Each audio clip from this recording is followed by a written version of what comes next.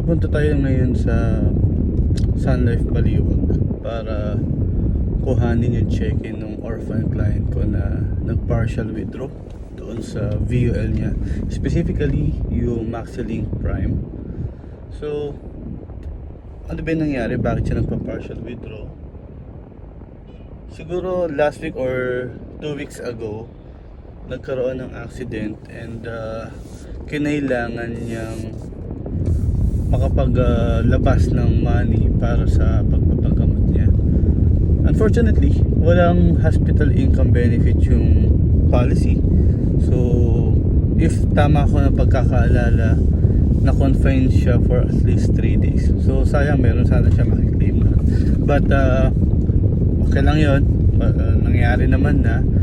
So, ang ginawa na lang namin, since may follow-up check-up or meron pa siya mga procedures na gagawin, kumuha na lang siya ng konting fund doon sa VUL niya or sa life insurance niya. And yun, nung kausap ko yung client kasi, meron siyang nasa 3 VUL policy from other insurance company din.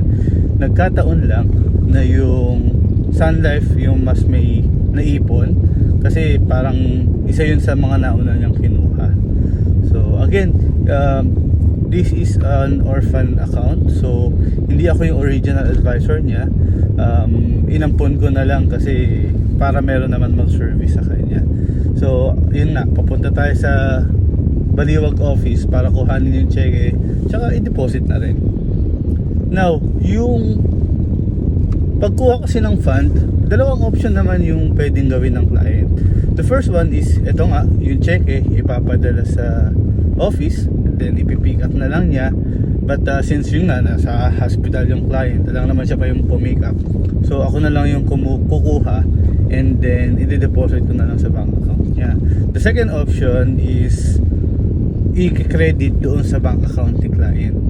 So unfortunately, dahil na-hospitalize, wala na siyang time para mag-ayos pa ng papers or ng document para ipakita yung mga proof of account para diretso na sa bank account na yung wini-withdraw niya. So dito na tayo papasok. Trabaho namin to, actually trabaho talaga ng advisor to, na i-assist yung mga client lalo na sa ganitong panahon na kailangan nila ng pondo. So yung request was sent yata last week if I remember it correctly. Last week yun, and then ito nga, I was advised na ready na to pick up yung check. Now, since nandito na rin naman tayo, kakwentuhan nyo ako, pag-usapan na natin ano ba yung VUL talaga or ano ba yung nagagawa ng VUL. Si VUL, again, it's a life insurance na meron siyang investment component. Hindi siya investment na merong bonus na life insurance. Hindi siya ganun. So, ang design nito, kung meron kang hinuhulugan na premium, let's say 20,000 per year, okay? Portion ng hinuhulog mo doon sa life insurance na yun, napupunta sa life coverage, which is death benefit, critical illness, accidental death, hospitalization, and so on. And portion nun, ini-invest. Okay?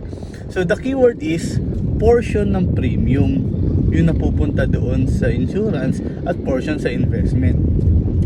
Para hindi kayo mapaisip na, bakit sa unang taon na naghulog ako ng 20,000, bakit ang fund ko, eto pa lang, bakit mababa doon sa hinulog ko?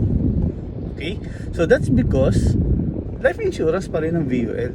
Hindi siya purely investment. Okay, gets? So, for example, sa 20,000, halimbawa na lang na meron kang coverage of 700,000 na life coverage or 1 million, depende kasi sa edad yun eh. So, binabayaran nyo yung life insurance. And then, yung matitira doon sa 20,000 na yun yung ini-invest. Now, ito na yung pinaka magandang tanong dyan. Mark, kailan ba ako pwede mag-withdraw?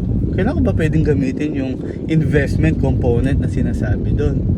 So yung investment component, well, I'm speaking on behalf of sa company na kung nasaan ako, sa Sun Life.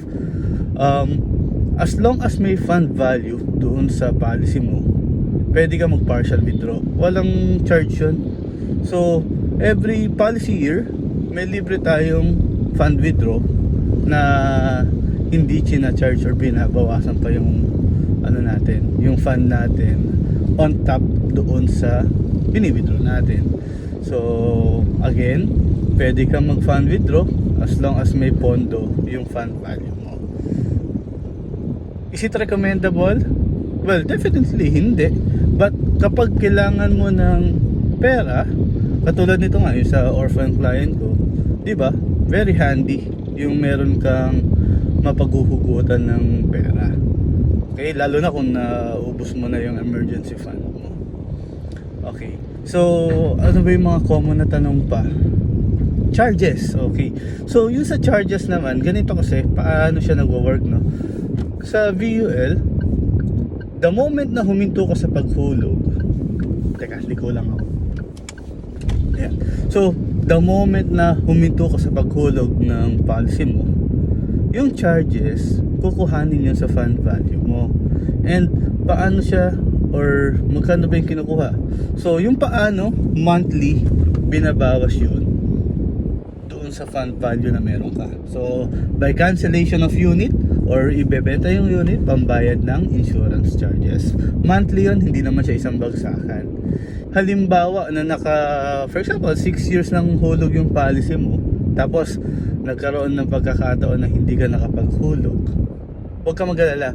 As long as may fund value yung policy mo, hindi basta-basta magta-terminate yung plan mo. So, pwede kang bumalik or pwede mong bawiin yung mga premium na hindi mo nahulog para naman yung investment side nito hindi maiiwan. Okay? So, that's how charges works. Now, ang common concern nito, o sige, kukuhanin sa fund value ko yung charges. E di uubusin lang pala yung fund value ko. Okay? Unang-una guys, you need to understand magkano ba yung charges talaga na pinag-uusapan. So, it is best to talk to your advisor na, or oy advisor, magkano nga ba yung magiging charges ko along the way kung tumigil ako maghulog. So, dapat alam mo rin yun. Kasi, para maplano mo, magkano ba yung pwede mong i-partial withdraw. Kasi nga, di ba, ibabawas sa fund value yung charges. So, hindi siya mauubos basta-basta. Basta alam mo kung magkano yung binabawas na charges sa policy mo.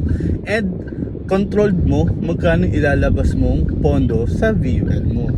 So, parang ano lang siya. Halimbawa, sasakyan. Yung fund value ang magiging gasolina.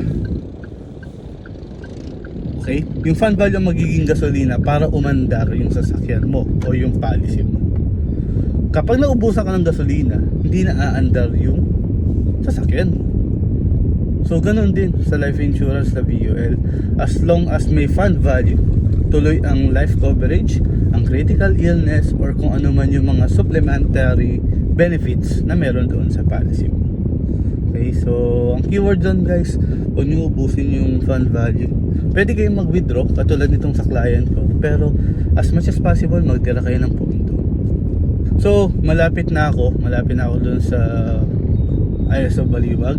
Kung meron kayong question, siguro mag-chat na lang kayo or mag-comment kayo dito sa, ipopost ko naman to.